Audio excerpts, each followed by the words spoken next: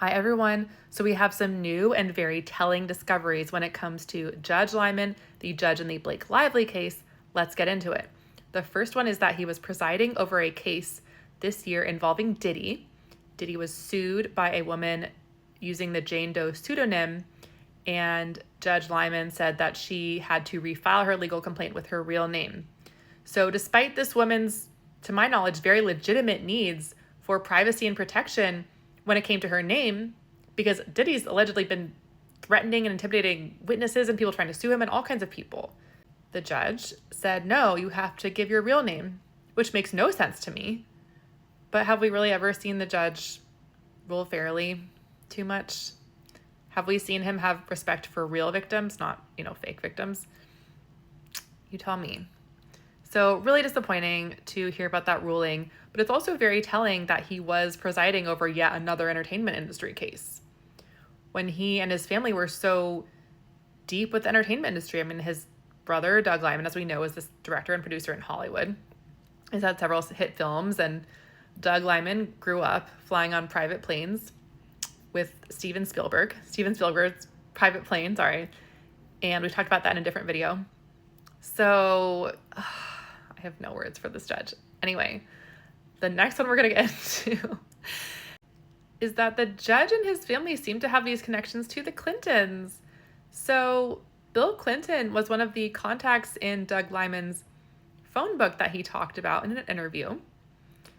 And Hillary Clinton gave a lecture at this series for the judge's father, Arthur Lyman. And Arthur Lyman was this pretty successful and famous lawyer who had a center at Yale named after him.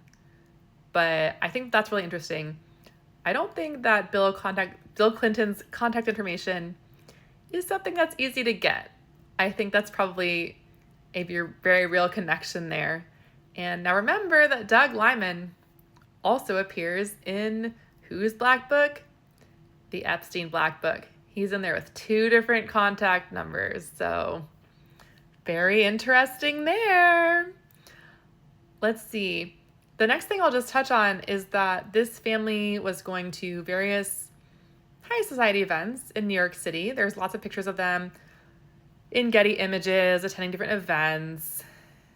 The mother, Ellen Lyman, sits on a number of boards of nonprofits and things like that.